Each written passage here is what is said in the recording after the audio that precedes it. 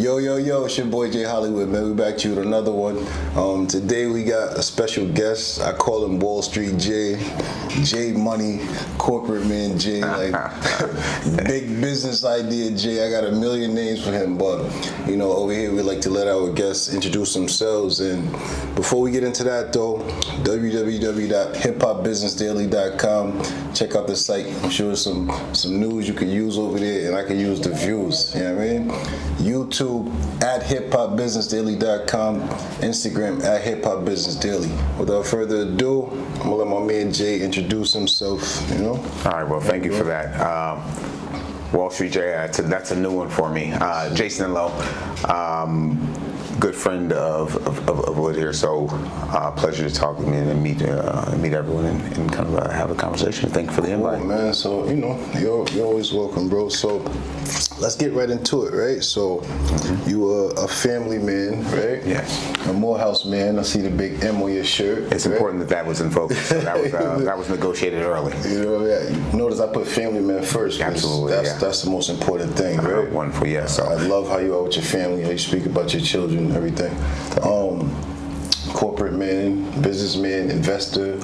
So I'm gonna let you pick one of those. Which one you want to get into first? Like, where do we start? Well, I don't want to bury the lead of the title of the show here. So I could be talking about my kids all the time. Two beautiful girls, 11, 8. The reason why I remain focused on the task at hand. The thing I'm most passionate about when it comes to just professionally is wealth creation with people that look like me.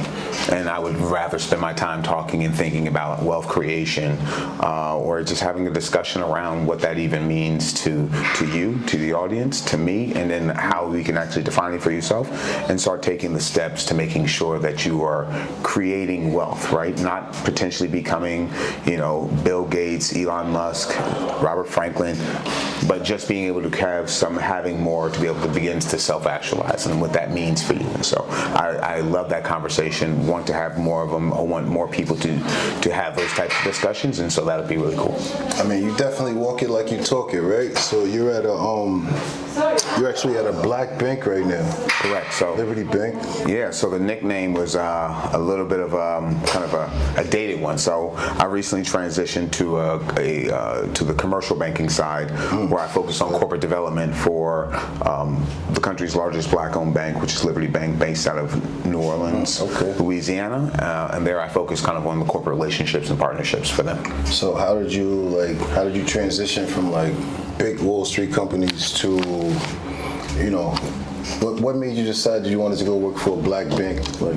So there's been a number of things that kind of focused here, but ultimately I would say the long short was you spend your career creating wealth for people that ultimately don't look like you. And when you start to think about the value and think about the legacy and things that you're going to leave behind, ultimately it became saying, if I have a skill set that is truly differentiated, that is truly unique, and I am the show, why am I then providing that kind of value to someone here that doesn't look like me, whose children that won't look like my children, that won't look like me, will benefit from? Let me go do that for someone who's going to look like me and create wealth there, and also it's going to permeate through the community as well. And it's been kind of the bet I made, and it's been paying dividends. Nah, that's dope, because I could attest to that, because you've definitely helped me out. Yeah, there's a lot. I mean, we've had a lot of long talks. Give a lot of great advice, so I could attest to that. So let's just rewind a little bit, right?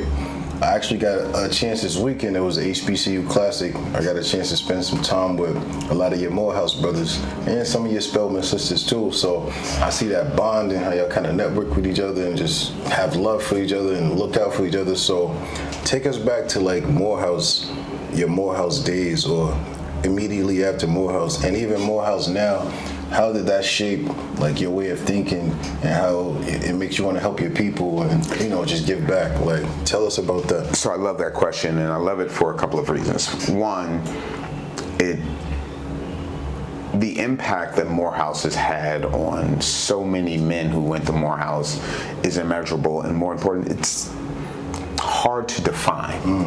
And so recently I've had so many conversations and talking about it, nephews who are thinking about college, thinking about kind of different things, and so you start to try to articulate the true value of a school, and when you look at rankings and all of these things.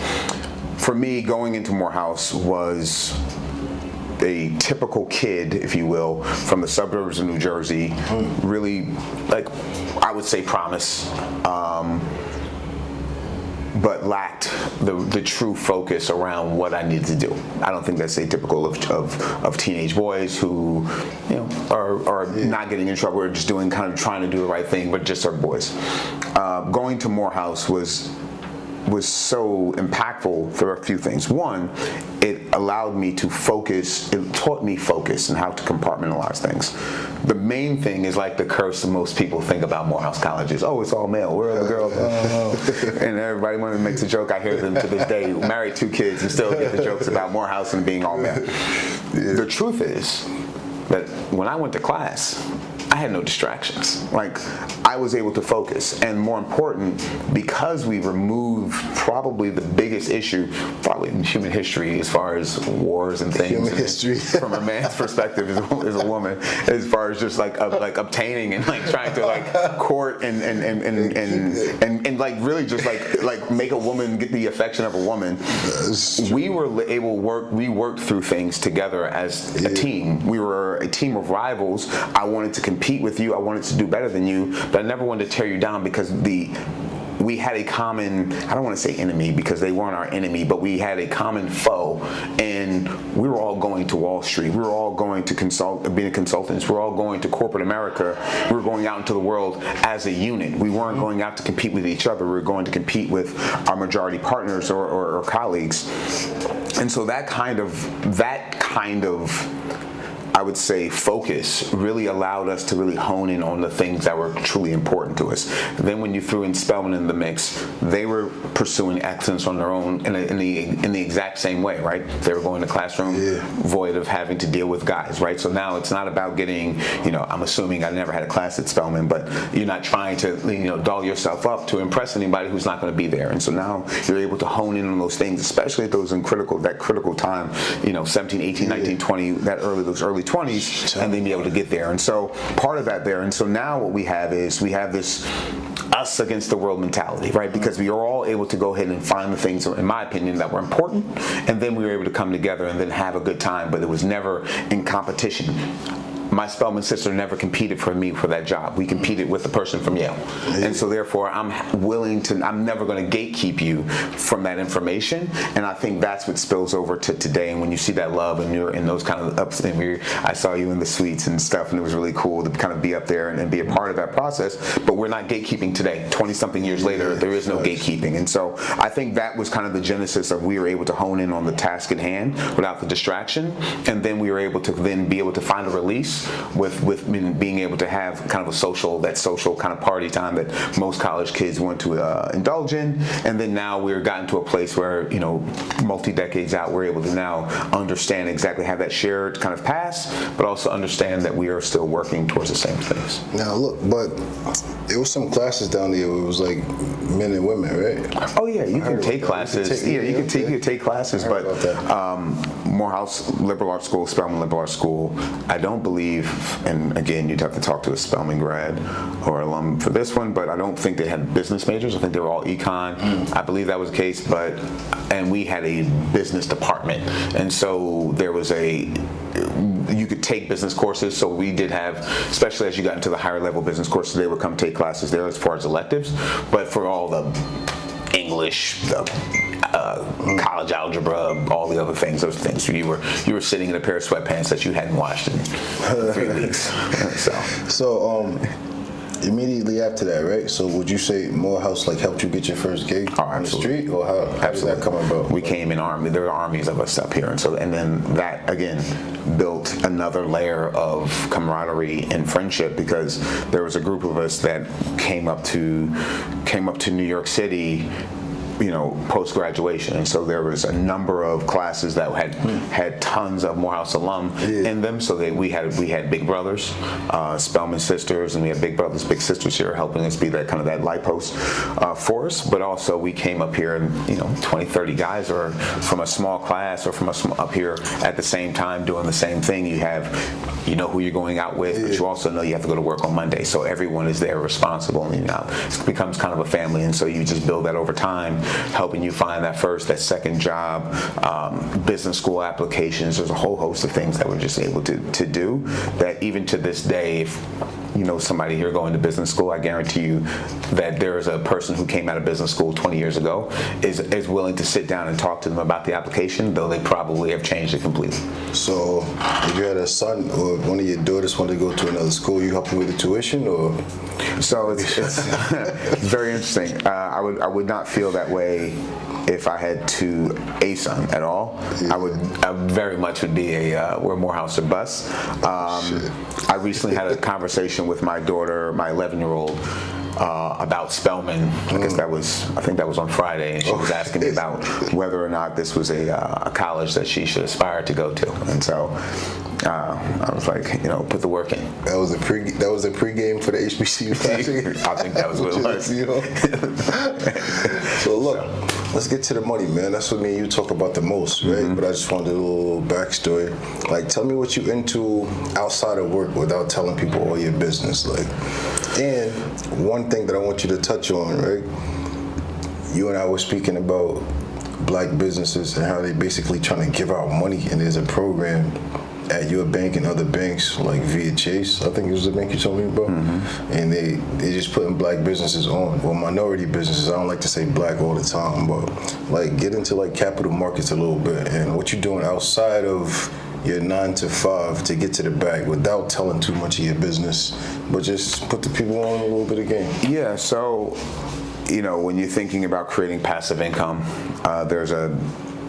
in my mind, there are numbers of ways to do it, right? Obviously, the stock market, this is something that I think we've over time has proven to be very lucrative, and so I don't want to say passively, I do feel like I am aggressive about kind of my portfolio. But I would say this is the main thing, and it's not even about like letting someone here understand the bag. I think it's critically important that we start to think about owning assets in the way of hotels, restaurants, not starting them, buying these franchises, owning the lands, owning the real estate behind them, getting involved in these kind of hard assets and and building wealth in that capacity. Thanks. And so one of the things that I've been extremely excited about and just thinking about, and really I have not made any investment in it as of yet, but is the hotel space. Okay. I just think that this is one from and this is not investment advice. I just want to say that right now. So Thanks. please, let's make sure we don't throw get that investment advice. Yes, this is here, but this is just what I'm thinking about and how I'm thinking about the world. We have moved post-COVID into a world where experiences matter in a way that had never mattered before. We also are in the process or in the midst of the greatest transfer of wealth in the history of the world, with the boomers retiring and dying off and their children taking on those homes, selling those homes, moving that wealth. We're going to have this massive transfer of wealth. We also have, with boomers retiring, they're going to want to travel and they're going to want to see the world. These are people who just worked their entire lives and who wanted to and saved, and now they're going to spend that money. They're living longer, they're more healthy, they're more active, and so therefore there are some things that I think when you think about asset classes, you look at hotels, you look at experiential things. I just believe that you're not starting an airline, so that's out. So you start looking at things along within that ecosystem, and hotels are just a great way to create wealth, especially when you're thinking about locations, these experiences of where things are, parts of the country that people are going to want to spend time in, and then thinking about also owning a piece of real estate inland, and what that looks like when you can find cash flow to pay for the property itself, and then move over time, and then having that and be able to lever that and to move into more and more. And so that is what I'm really pretty excited about over the last I guess few months, is really thinking and exploring that in that that asset class and looking to like make an investment in the next, I would say 6 to 12 months. Yo, y'all heard my boy Seth, man. Stop with the Airbnb arbitrage scamming, man. It don't work. Go buy a hotel. Well, I will tell you, like again, if you're looking at all these legislatures and what they're doing here, like you have to just look at New York City where we're sitting right now, right? They changed that law. Eric Adams decided that was no longer the case, and then overnight you just gutted the Airbnb market. Facts. And then if you look at places like New Orleans, they're changing laws on some of these larger 5-bedroom places here. If you bought a bunch of places and now you can't rent them because you have to go in and add sprinkler systems, and it just becomes too expensive. And so a lot of these places are just you're being priced out, and over time, if you have a housing crisis, which we do have a housing crisis in this country just because we haven't built enough units to keep up with population growth, you're going to start to impact the laws where you can. And then I think the Airbnb, though very lucrative for lots of people, I think becomes very risky. So address the rumor for me. You just talked about the housing crisis and all that, right? I want you to address one rumor, right? Is it true that hedge funds were buying up all the single-family residences? Absolutely. That's true. Absolutely. It was a fact. Like, this was an amazing asset class that was undervalued as opposed to new construction.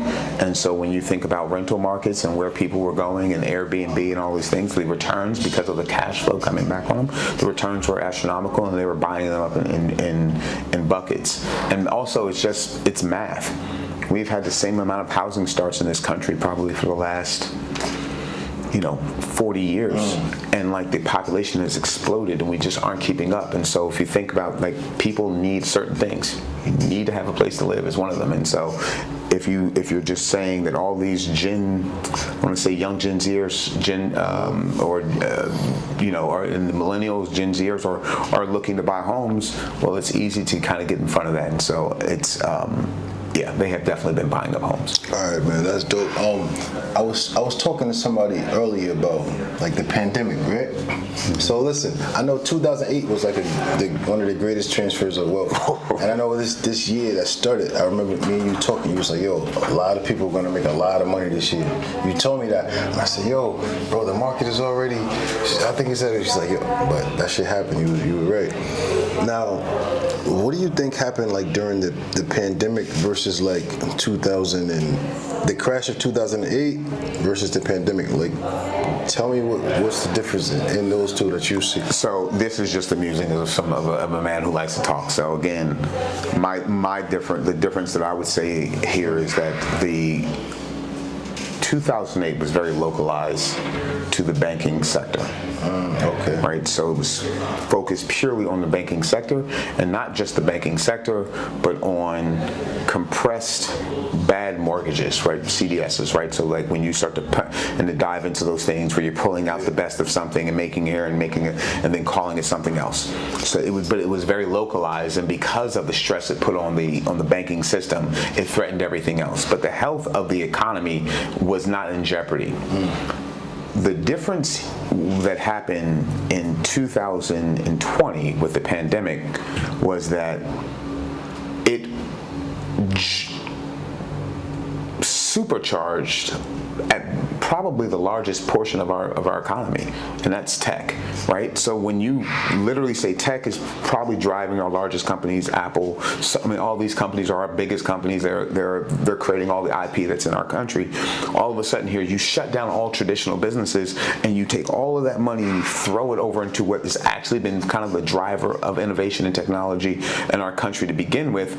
You just pushed out and created a whole bunch of value, right? So these stock prices went through the roof, but also you gave way for new businesses. You think about the number of podcasts that we're able to start, and the sharing of information, and how we go get information, what we're doing from gaming perspective in all these different industries. What it also did was it also locked us down, and it also made us think about what's important.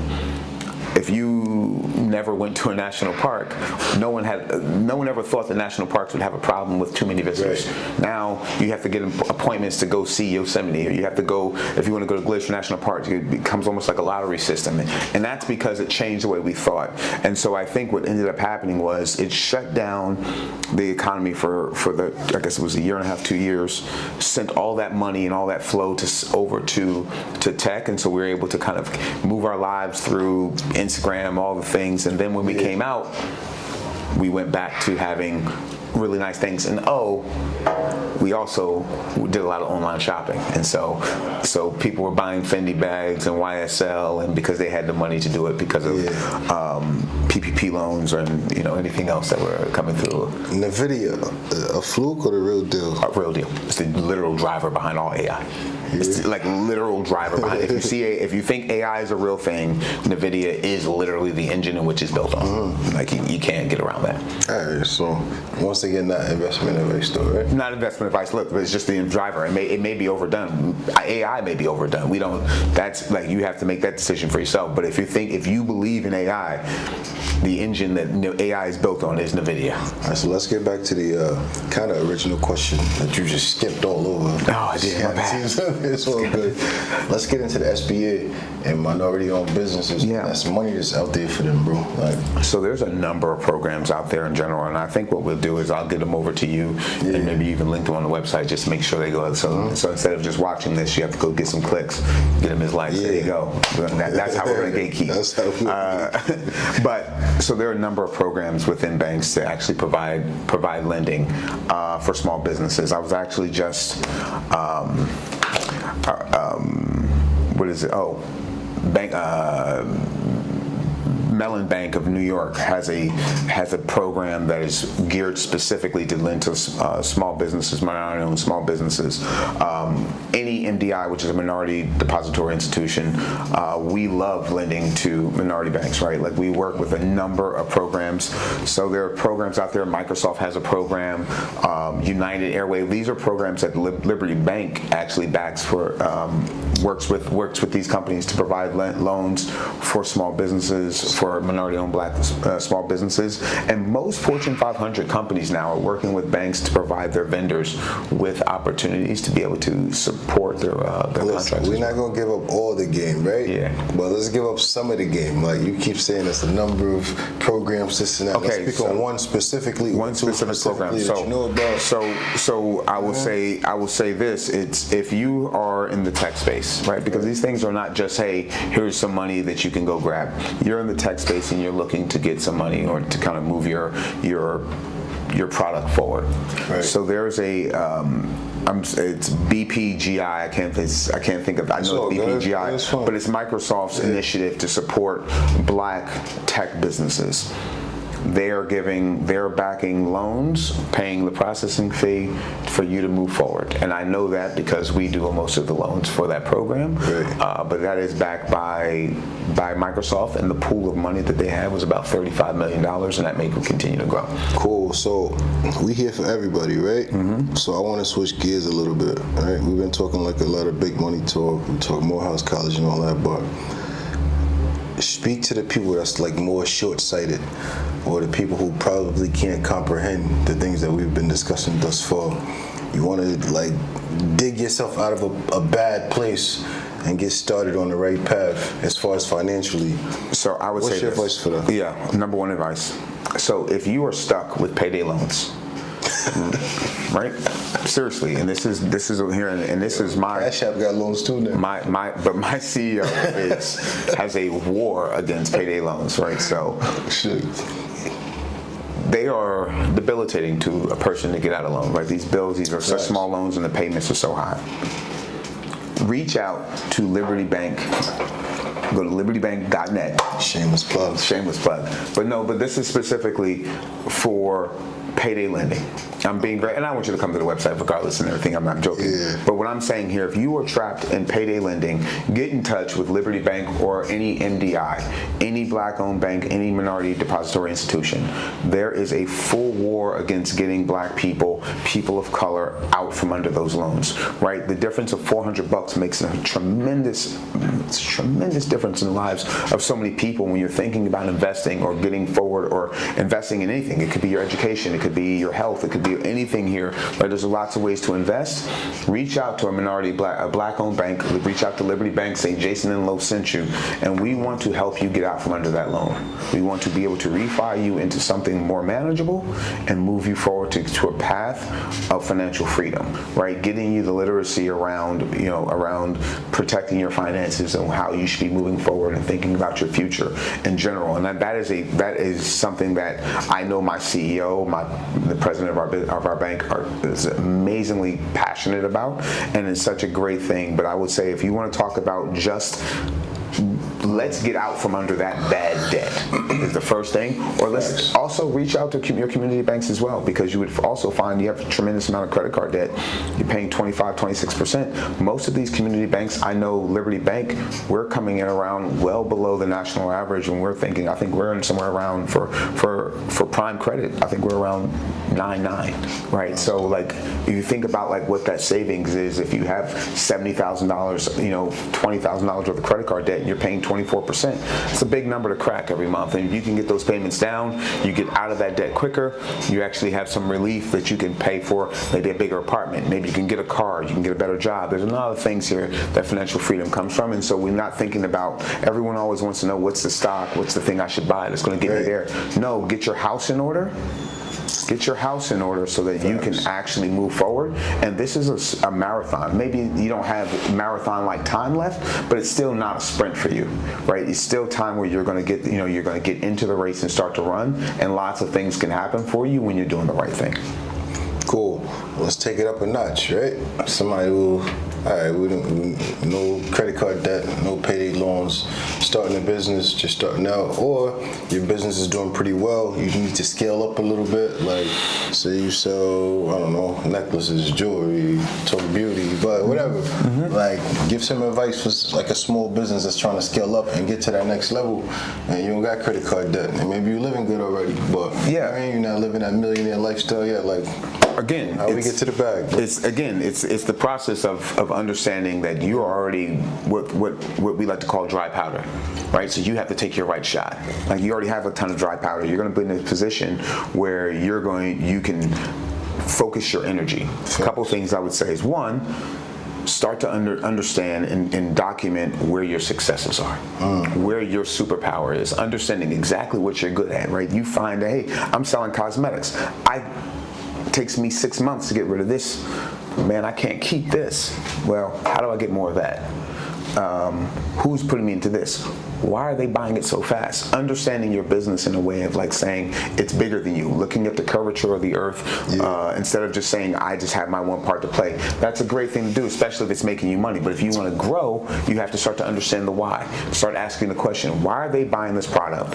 What is the end price? Doing a little deep diving, little firmographics, understanding the company here. Why are they so popular? All these things. The second thing I would say, and this is one really important about any business, start to develop a relationship with a bank early. Unless you are just born wealthy, unless you just have, or you hit the lottery or something, you have just a ton of cash, you're probably going to need a loan to scale. And so what I would say is get in early, right? Have a discussion. Talk up to them about what you would need to provide to get a loan, right? Most people show up and need a loan at the time the loan is, the payment is due. And so now you're working on a different time and you're frustrated by it. Know that you're going to grow. Live that, like speaking into existence early and really get after it. And I think you'll find yourself in a position where you'll know exactly what you need to provide when you want that loan. And so therefore it'll be quick. And then you'll have the relationship and things get done. In the banking world, there's lots of credit boxes, we have that. But sometimes you fall within that credit box, but the lender can't get comfortable with the concept because they don't know it. And then they have to go defend that to their boss. And their boss has to go defend that to another committee. And then the bank is saying, I can't have too many bad loans because the regulators are going to come into and shut us down if I have too many bad loans. So it's best just to walk away from your loan. It's not that they don't like you sometimes, but it's best to start to develop a relationship early. And those are the two things. Know your business, understand why you're having success and why something is not successful, and start to move towards that. And then also start to develop relationships as if you are going to grow. And I think those two things, when you're saying I want to live more, that's a more intentional approach to living and developing kind of that, creating that wealth. Damn, that was a dope answer. Yo, all right, so check this out, right? We listened to you, we took the advice, we scaled up, we just hit that 1M mark. You know what I'm saying? We got $1 million in cash, we chilling. What's the first thing we're supposed to do with that? You just hit $1 million, you never had $1 million before. What's the first thing you're supposed to do? And a lot of y'all rappers need to hear this, man. Like, first thing you do. A lot of y'all stupid little N-words need to hear this. Go ahead. Go buy yourself. Yeah. So buy yourself something nice. This is going to be. It's really a testament to the hard work and into you putting in the time to get where to earn this. After you get yourself something nice, you shouldn't be itching to spend more money, right? You feel like you have something nice. Now sit down and create a plan for what you want to accomplish in life, because you realize that money is not going to last very long, especially maybe an M in 1980, that was money. Today, that's going to get you 6 months if you out here balling. Like 6 months, you out here living you go on a couple trips, you go to Mykonos one time, you get a boat, you come back, now you owe somebody money. Like, so the bottom line is create a plan saying, okay, what do I want to do? My suggestion would be put some money in the bank, enough money where the bank will at least give you some type of private banking services. That's probably $250,000, right? That's not a tremendous rate, obviously. And then put that money in the bank. Then I would start thinking about, how do I invest it, right?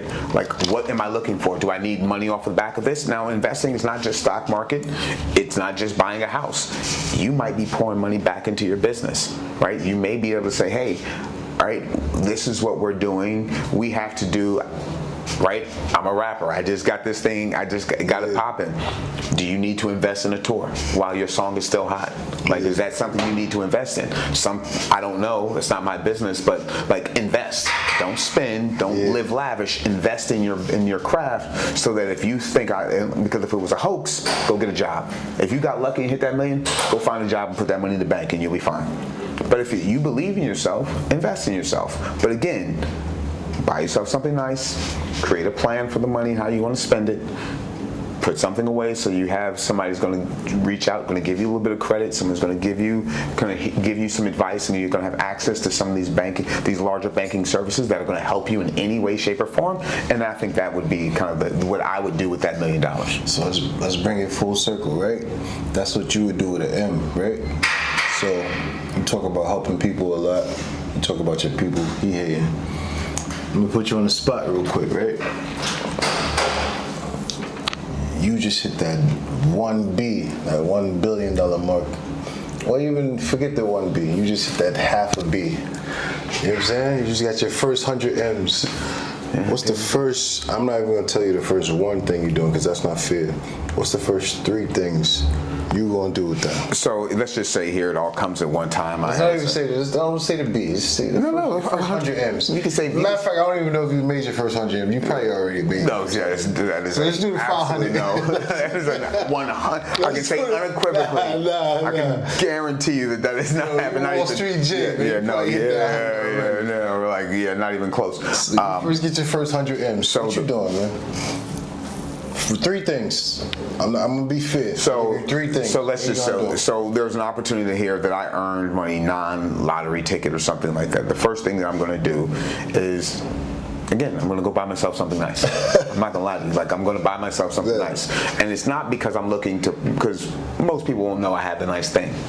It will be literally for me to go know that this was something that came from this. Right. Like, this is how it got here, and if I want more of these things, I need to probably continue to do the thing that got me here, or adjust to get me to the next level. Facts. The next thing I'm going to do is really kind of make sure that whatever happens, if I walk outside and get hit by a bus, that money is not going to my. No, that's a bad joke. That money, that the people that I love are taken care of, the institutions that I love, right? Like my wife probably doesn't have the affinity to Morehouse College that I have, and I would want to make sure that Morehouse College is a beneficiary of any like good fortune that I had. And so my family and the things that are important to me, I want to make sure that kind of structure is there. And then the final thing is get back to work, right? Like the game isn't, money's how we keep score. It's not the reason why you're doing something. That's why so many people like lose their mind. Is when you don't have a purpose. Like you think making money is not a purpose. It's a tool to your purpose. Yeah. And so the goal isn't to the reason why like I love Lil Wayne. Like how much is enough? Like there's like too much money. Like there's not enough. It's too much money. It's not enough. Like it's not that he's like materialistic, and maybe he is. I don't know him, but the statement is, I'm going to keep working to make this money. I know how I make this money. And so I would just get back to work. And I think there are a lot of examples from Morehouse College, from just in general, like people who were sustained excellence and how they could like score with the money. Yeah, bro.